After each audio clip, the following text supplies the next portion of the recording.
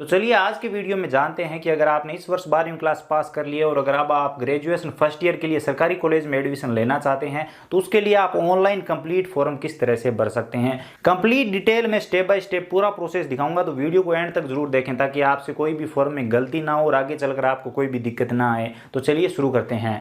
Government college में regular admission के लिए अगर आप फॉर्म भरना चाहते हैं तो सबसे पहले आपको ईमेल आईडी को लॉगिन कर लेना है। बाकी एसएसओ से आप किस तरह से फॉर्म भर सकते हैं उसके बारे में भी वीडियो के लास्ट में बात करेंगे, तो वीडियो में अंत तक बने रहिए। तो चलिए सबसे पहले यहाँ पर यूटिलिटी सर्विस का चुनाव करते हैं। यूटिलिटी सर्विस में आपको सर्च करना है DCE लिख के जैसे ही आप सर्च करेंगे आपके सामने यहाँ पर ऑनलाइन प्रवेश फॉर्म की एक सर्विस आ जाएगी। आपको इसी सर्विस का चुनाव करना है। उसके बाद थर्ड पार्टी पोर्टल के लिए ओके करेंगे। अब यहाँ पर आपके सामने इस तरह का इंटरफेस आ जाएगा। यहाँ पर ऑनलाइन फॉर्म भरने से संबंधित इंस्ट्रक्शन दी हुई है। इसी के साथ अगर आप महाविद्यालयों की सूची देखना चाहते हैं तो वो भी यहाँ पर देख सकते हैं। इसके अलावा भी बहुत सारे ऑप्शन दिए हुए हैं, लेकिन अगर आप ऑनलाइन आवेदन करना चाहते हैं तो यहाँ पर आवेदन हेतु क्लिक करें का जो ऑप्शन आ रहा है, इस ऑप्शन पे आपको क्लिक करना है। अब यहाँ पर आपको सबसे पहले उस जिले का चुनाव करना है जिस जिले की कॉलेज में आप एडमिशन लेना चाहते हैं। उदाहरण के लिए मान लीजिए हम यहाँ पर एक जिला चुन लेते हैं, जैसे हम यहाँ पर श्री गंगानगर सेलेक्ट कर लेते हैं। तो यहाँ पर जैसे ही आप वो जिला सेलेक्ट करेंगे तो उस जिले में जितनी भी गवर्नमेंट कॉलेज होगी वो सभी आपके सामने आ जाएगी।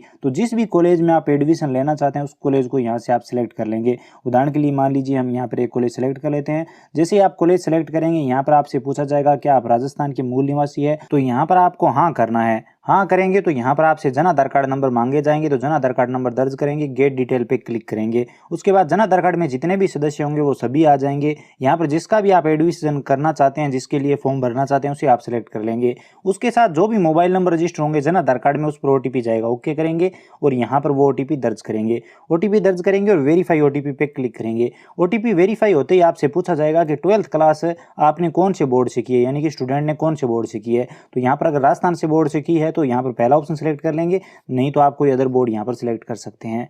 अब अगर आपने 12वीं अजमेर बोर्ड से की है तो यहाँ पर उसके रोल नंबर दर्ज करेंगे और यहाँ पर आवेदक का यानी कि स्टूडेंट का नाम का एक अक्षर आपको दर्ज करना है, फर्स्ट अल्फाबेट यहाँ पर दर्ज करना है। तो यहाँ पर मान लीजिए किसी का नाम अरुण है तो यहाँ पर आपको सिर्फ A दर्ज करना है, इस तरह से एक नाम। उसके बाद पिता का नाम का भी शुरू का एक अक्षर दर्ज करना है और यहाँ पर कौन से साल में 12th क्लास पास की है वो सिलेक्ट कर लेंगे और ये जो कैप्चा कोड दिया हुआ है वो यहाँ पर दर्ज करेंगे और गेट डिटेल पे क्लिक करेंगे। यहाँ पर आपको डिटेल बता दी जाएगी स्टूडेंट की, कंप्लीट नाम, पिता का नाम, कैटेगरी वगैरह आ जाएगा। तो यहाँ पर चेक कर लेंगे, अगर स्टूडेंट की डिटेल सही है तो यस करेंगे। कैटेगरी यहाँ पर गलत आ सकती है तो इससे आपको घबराना नहीं है।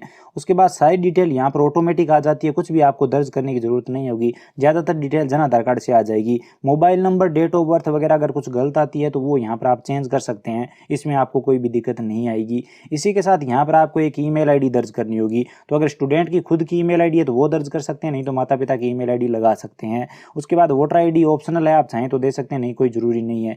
उसके बाद यहाँ पर आधार नंबर ऑटोमेटिक आ जाते हैं, Jan Aadhaar card number Jan Aadhaar card से आ जाते हैं। सारी डिटेल यहाँ पर लगभग ऑटोमेटिक आ जाती है। कैटेगरी यहाँ पर आपकी गलत आपको दिखाई दे सकती है तो सही कास्ट कैटेगरी यहाँ पर सिलेक्ट कर लेंगे, OBC, SC, ST, जनरल जो भी आपकी कैटेगरी है। अगर आप OBC से संबंधित हो तो आपसे यहाँ पर पूछा जाएगा क्या आप क्रीमिलियर से संबंधित है, यानी कि अगर आपकी परिवार की वार्षिक आय 8 लाख से ज्यादा है तो आप यहाँ पर यस कर सकते हो, नहीं तो आपको नो करना है। लेकिन अगर आप जनरल कैटेगरी से हो तो यहाँ पर EWS कैटेगरी के बारे में पूछा जा सकता है। उसके बाद यहाँ पर आपको कास्ट सर्टिफिकेट देना होगा, यानी कि आपका जो जाति प्रमाण पत्र है वो कब जारी हुआ है उसकी डेट आपको जाति प्रमाण पत्र पर देखनी होगी और वहाँ पर यहाँ पर वो डेट लगानी होगी, वो डेट लगा दीजिए। उसके बाद क्या कास्ट है OBC में वो यहाँ पर आपको बतानी होगी। तो अगर इनमें से कास्ट है तो ठीक है, नहीं तो आप यहाँ पर अदर सेलेक्ट कर लेंगे। अदर सेलेक्ट करने के बाद कौन सी जाति है वो यहाँ पर आपको मैनुअली टाइप करना होगा, तो वो यहाँ पर जो भी जाति है वो मैनुअली टाइप करके बता दीजिए। उसके बाद यहाँ पर पूछा जा रहा है क्या विकलांग है तो आप हाँ करेंगे और कैटेगरी बताएंगे, नहीं तो नो पे क्लिक करेंगे। अगर आप माइनॉरिटी से संबंधित है तो यहाँ पर आप यस कर सकते हैं, नहीं तो यहाँ पर भी आपको नो करना है। यहाँ पर नो करने के बाद अगर आपके पति या फिर पिता वगैरह या फिर आप खुद या पत्नी अगर राजस्थान पुलिस वगैरह में है तो यहाँ पर आप यस कर सकते हो, नहीं तो आपको यहाँ पर नो करना है। एक एक डिटेल को यहाँ पर आपको ध्यान से पढ़ना है और यस या नो में यहाँ पर आपको जवाब देना है। तो चलिए यहाँ पर नो कर देते हैं। उसके बाद अगर आपका परिवार BPL परिवार है, BPL कैटेगरी में है तो यस करेंगे, नहीं तो नो करेंगे। इसी के साथ अगर यहाँ पर आप कश्मीरी पंडित से संबंधित है तो यहाँ पर यस करेंगे, नहीं तो आप नो करेंगे। इसी के साथ अगर आप असम के निवासी है तो यस करेंगे, नहीं तो नो करेंगे। उसके बाद अगर आप गवर्नमेंट एम्प्लॉई है या फिर स्टेट गवर्नमेंट एम्प्लॉय है, राज्य सरकार के गवर्नमेंट कर्मचारी है तो आप यस करेंगे, नहीं तो आप यहाँ पर नो पे क्लिक करेंगे। अब स्टूडेंट ने अगर अपने माता पिता या फिर पति को कोविड-19 के तहत खोया है तो यहाँ पर यस कर सकते हैं, नहीं तो आपको नो करना है। ये सब डिटेल यस या नो भरने के बाद आपको यहाँ पर नीचे आ जाना है, एक एक डिटेल ध्यान से पढ़कर भर दीजिए। उसके बाद यहाँ पर इंडियन सेलेक्ट करेंगे, आप राजस्थान के मूल निवासी है तो यहाँ पर यस पे क्लिक करेंगे। उसके बाद यहाँ पर कंप्लीट एड्रेस देना होगा, तो आपका जो भी एड्रेस है, वार्ड नंबर, विलेज, मोहल्ला वगैरह, वो यहाँ पर कंप्लीट आप दर्ज कर दीजिए। एड्रेस दर्ज करने के बाद स्टेट आ जाएगा, यहाँ पर जिला सिलेक्ट कर लेंगे, तहसील सिलेक्ट कर लेंगे और पिन कोड दर्ज कर देंगे।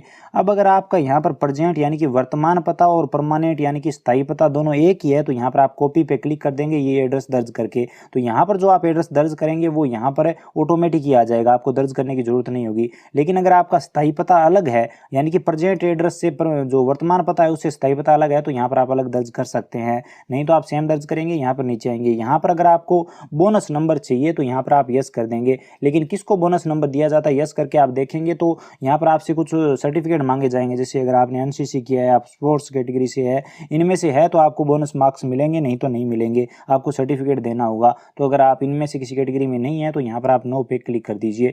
उसके बाद 10th की डिटेल यहाँ पर आएगी। तो सबसे पहले आप बोर्ड सेलेक्ट करेंगे, कौन से बोर्ड से 10वीं क्लास की है, 10वीं क्लास के रोल नंबर यहाँ पर दर्ज करेंगे, स्कूल का नाम दर्ज करेंगे, कौन से साल में आपने 10वीं क्लास पास की है वो यहाँ पर आप सेलेक्ट कर लेंगे। उसके बाद यहाँ पर 10वीं में टोटल कितने नंबर थे, तो 600 नंबर होते हैं, वो मार्कशीट में देकर आप दर्ज कर दीजिए। आपको कितने नंबर मिले वो यहाँ पर आप टाइप कर दीजिए। आपको जो भी नंबर मिले हैं वो यहाँ पर आप जैसे ही टाइप करेंगे तो आपके परसेंटेज यहाँ पर ऑटोमेटिक आ जाएंगे। रिजल्ट में आप यहाँ पर पास सेलेक्ट कर लेंगे। उसके बाद यहाँ पर 12वीं क्लास में आपको ज़्यादा कुछ दर्ज करने की जरूरत नहीं होगी। यहाँ पर आप सबसे पहले स्कूल का नाम दर्ज कर देंगे 12वीं क्लास का, और यहाँ पर रिजल्ट में सप्लीमेंट्री या पास है आप अपने हिसाब से सिलेक्ट कर लेंगे। इतना ही दर्ज करना है 12वीं क्लास में। तो ये 10वीं और 12वीं की डिटेल इस तरह से आ जाएगी। उसके बाद यहाँ पर आपको किस कॉलेज में अप्लाई कर रहे हैं वो यहाँ पर आपको बताया हुआ है। तो यहाँ पर आप देख सकते हैं कॉलेज का नाम आ जाता है, किस कोर्स के लिए अप्लाई कर रहे हैं, BSc part 1, BA part 1, BCom part 1, तो हम यहाँ पर बीए पार्ट 1 सेलेक्ट कर लेते हैं। अब यहाँ पर आपको सब्जेक्ट समूह सेट करने होंगे। सब्जेक्ट समूह में यानी कि जो भी आप सब्जेक्ट लेना चाहते हैं उनके यहाँ पर आपको कॉम्बिनेशन बनाने होंगे, यानी कि आपको एक एक समूह बनाने होंगे। तो यहाँ पर ध्यान रखना है कि एक ग्रुप में सिर्फ आप एक ही सब्जेक्ट का चुनाव कर सकते हैं और इसी के साथ अधिकतम आप 3 समूह बना सकते हैं, कम से कम 3 समूह और अधिकतम आप 7 समूह बना सकते हैं। तो यहाँ पर वो आप सब पढ़ लीजिए। उसके बाद चलिए मैं आपको बता देता हूँ कैसे बनाना है। जैसे यहाँ पर सबसे पहले ग्रुप ए है, तो ग्रुप ए में से आपको एक सब्जेक्ट का चुनाव करना है तो इस पर क्लिक कर देंगे। ग्रुप बी में से एक सब्जेक्ट का चुनाव करना है, उसके बाद ग्रुप सी में से एक सब्जेक्ट का चुनाव करना है। तो इस तरह से यहाँ पर आप देखिए ये कॉम्बिनेशन बन चुका है। तो यहाँ पर हम इस पर क्लिक करेंगे और इसे ऐड कर लेंगे। तो अब ज़्यादातर चांस ये रहेगा कि जो पहला कॉम्बिनेशन हमने बनाया है वही सब्जेक्ट हमें मिलेंगे। इसी तरह से यहाँ पर दूसरा भी आप सेलेक्ट कर लेंगे। दूसरे में हम हिस्ट्री ले लेते हैं और एक सब्जेक्ट जियोग्राफी ले लेते हैं और एक और यहाँ पर हम चलिए यहाँ पर ये वाला ले लेते हैं। तो इस तरह से हमारा दूसरा कॉम्बिनेशन बन गया, तो इसे भी सिलेक्ट कर लेंगे और ऐड कर लेंगे। इसी तरह से हम यहाँ पर चलिए तीसरा कॉम्बिनेशन भी ऐड कर लेते हैं। तो यहाँ पर कहने का मतलब ये है कि कॉलेज के हिसाब से ये ग्रुप बनाए हुए होते हैं। अब कई लोग कह सकते हैं कि हमें पॉलिटिकल और हिस्ट्री दोनों चाहिए, तो ऐसा नहीं हो सकता। इस कॉलेज में आपको कॉलेज चेंज करना होगा। इस कॉलेज में अगर इसी तरीके से दिया जा रहा है, ये कॉलेज के हिसाब से होते हैं। कई कॉलेजों में आपको पॉलिटिकल और हिस्ट्री एक साथ मिल जाएंगे, लेकिन इसमें नहीं मिलेंगे। इसमें आपको या तो हिस्ट्री लेना होगा या फिर पॉलिटिकल। इसी तरीके से या तो आपको हिंदी साहित्य लेना होगा या जियोग्राफी। इस कॉलेज की मैं बात कर रहा हूँ जो यहाँ पर दिखाए जा रहे हैं। तो एक ग्रुप में से कहने का मतलब ये है कि एक सब्जेक्ट का चुनाव कर सकते हैं और इस तरह से आपको कॉम्बिनेशन बनाने होंगे। ये कॉम्बिनेशन हर कॉलेज में अलग अलग बनते हैं। मैं बता चुका हूं कि पॉलिटिकल और हिस्ट्री उदाहरण के लिए आप मान लीजिए कई कॉलेजों में एक साथ भी आपको मिल जाएंगे और कई कॉलेजों में आपको यहाँ पर अलग अलग मिलेंगे, यानी कि दोनों में से आपको एक को चुनना होगा। तो ये अलग अलग कॉलेज में होते हैं, तो वो आप अपने हिसाब से यहाँ पर सेलेक्ट कर लीजिए। इस कॉलेज में मान लीजिए आप एडमिशन ले रहे हैं तो आपको इसी तरीके से चुनने होंगे, आप अपने हिसाब से कॉम्बिनेशन नहीं बना सकते। तो यहाँ पर हमने 3 कॉम्बिनेशन बना लिए हैं। उसके बाद यहाँ पर नीचे आएंगे, यहाँ पर आपको अपने पेरेंट्स या फिर गार्जियन की डिटेल देनी है। तो अगर बच्चे के माता पिता है तो यहाँ पर आप पेरेंट्स सेलेक्ट करेंगे। अब स्टूडेंट के माता पिता काम क्या करते हैं वो यहाँ पर बताना होगा। तो अगर खेती करते हैं तो एग्रीकल्चर सेलेक्ट कर लेंगे। अगर कोई गवर्नमेंट कर्मचारी है तो वो यहाँ पर आप अपने हिसाब से इनमें से देखकर वो सेलेक्ट कर सकते हैं। उनका कंप्लीट एड्रेस दर्ज करेंगे, उनके मोबाइल नंबर दर्ज करेंगे, लैंडलाइन नंबर है तो वो भी आप यहाँ पर दर्ज कर सकते हैं। उनकी 2021-22 की इनकम कितनी है वो यहाँ पर बताएंगे। अगर वो टैक्स नहीं भरते तो non tax income tax payer यहाँ पर आप सेलेक्ट कर लेंगे। तो इस तरह से यहाँ पर आपको ये डिटेल दर्ज कर देनी है। उसके बाद स्टूडेंट की यहाँ पर एक इंश्योरेंस पॉलिसी बनती है, तो उसका नॉमिनी आप किसे बनाना चाहते हैं, पिता को या फिर माता को, वो आप अपने हिसाब से यहाँ पर सेलेक्ट कर लीजिए। उसके बाद यहाँ पर कुछ कॉलेज की अदर एक्टिविटी है, तो इनमें से आप कौन सी को प्रायोरिटी देना चाहते हैं, पहले आपको अगर ये एक्टिविटी करने का मौका मिले तो कौन सी आप लेंगे, तो आप अपने हिसाब से यहाँ पर सेलेक्ट कर लीजिए। एनसीसी, इस तरह से फर्स्ट सेकंड थर्ड आप अपने हिसाब से सेलेक्ट कर लीजिए। इनसे ज़्यादा कुछ भी फ़र्क नहीं पड़ता है, तो आप जैसे चाहें वैसे सेलेक्ट कर सकते हैं। तो अगर एक्टिविटी में आप भाग लेना चाहते हैं तो वो आप अपने हिसाब से सिलेक्ट कर लीजिए। उसके बाद अगर आपको पब्लिक ट्रांसपोर्ट में कंसेशन चाहिए तो यस करेंगे। उसके बाद अगर आपको स्किल डेवलपमेंट के लिए आपको कोई डिप्लोमा अगर फ्री में करवाया जाता है और अगर आप इसमें इंटरेस्टेड है तो यहाँ पर आप यस करेंगे। इसी तरीके से यहाँ पर आप पढ़कर इनको यस या नो में सेलेक्ट कर लीजिए। अब इन पॉइंट में से आप किसी को भी यस या नो सेलेक्ट करें, कोई फ़र्क नहीं पड़ता। अगर आपका इनमें इंटरेस्ट है तो आप यहाँ पर यस सेलेक्ट कर सकते हैं, नहीं तो आप नो पे क्लिक कर सकते हैं। जैसे कि यहाँ पर एक एक बार पूछा जा रहा है कि अगर आप कोई अतिरिक्त कोर्स आपको मौका दिया जाए तो आप करना चाहेंगे या नहीं, इस तरह के यहाँ पर क्वेश्चन पूछे जा रहे हैं। तो आप यस या नो में सेलेक्ट कर लीजिए, कोई दिक्कत नहीं आएगी। अगर आपको सही लगता है तो यस कर दीजिए, नहीं तो नो आप यहाँ पर कर सकते हैं। यहाँ पर अगर आप सभी में नो करते हैं तो भी कोई दिक्कत नहीं है और फ्री में दिया जा रहा है, तो अगर सभी में यस करते हैं तो भी कोई दिक्कत आपको नहीं है। उसके बाद यहाँ पर bank detail Jan Aadhaar card से ऑटोमेटिक आ जाती है, तो बैंक अकाउंट को कन्फर्म कर लीजिए, सारी डिटेल चेक कर लीजिए। अगर सारी डिटेल सही है तो कोई दिक्कत नहीं है। यहाँ पर डिटेल को चेक करने के बाद डॉक्यूमेंट अपलोड करने होंगे। एक पासपोर्ट साइज फोटो अपलोड करना होगा, एक स्टूडेंट का सिग्नेचर अपलोड करना होगा और एक बैंक डायरी, जो यहाँ पर बैंक अकाउंट नंबर लगे हुए हैं वो बैंक डायरी, और यहाँ पर एक जाति प्रमाण पत्र अपलोड करना होगा। तो ये डॉक्यूमेंट अपलोड होंगे। तो अभी एक एक करके डॉक्यूमेंट अपलोड करेंगे, चेकबॉक्स पे क्लिक करेंगे और सबमिट पे क्लिक करेंगे। डॉक्यूमेंट आप जेपीजी फॉर्मेट में अपलोड कर सकते हैं। यहाँ पर साइज बताया हुआ है कि किस डॉक्यूमेंट का साइज कितना होना चाहिए, यानी कि कितने से कम नहीं होना चाहिए और कितने से ज़्यादा नहीं होना चाहिए।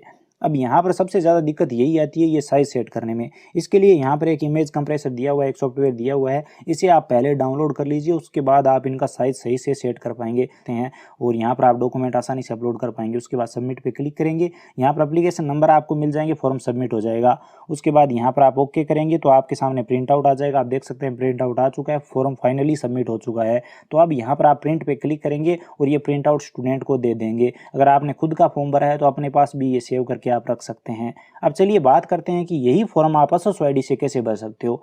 तो सबसे पहले इसके लिए आपको एसएसओ आईडी को लॉगिन कर लेना है। यहाँ पर सर्च करना है डीई लिख के आप सर्च करेंगे तो भी आपके सामने ये डिपार्टमेंट आ जाएगा। यहाँ पर आप देखिए डिपार्टमेंट ऑफ कॉलेज एजुकेशन, इस वाले पोर्टल का यहाँ पर आपको चुनाव करना है। इस पोर्टल पे जैसे ही आप क्लिक करेंगे यहाँ पर आपके सामने वही पोर्टल आ जाएगा जो ई मित्र पर दिया हुआ है, वही इंटरफेस आ जाएगा। तो यहाँ से आप ये एसएसओ आईडी के माध्यम से भी अप्लाई कर सकते हैं, इस फॉर्म को भर सकते हैं, जिसमें आपको ई मित्र धारक के पास जाने की जरूरत नहीं होगी और आगे का प्रोसेस वही सेम प्रोसेस होगा जो मैंने पीछे वीडियो में बताया है। तो इस तरह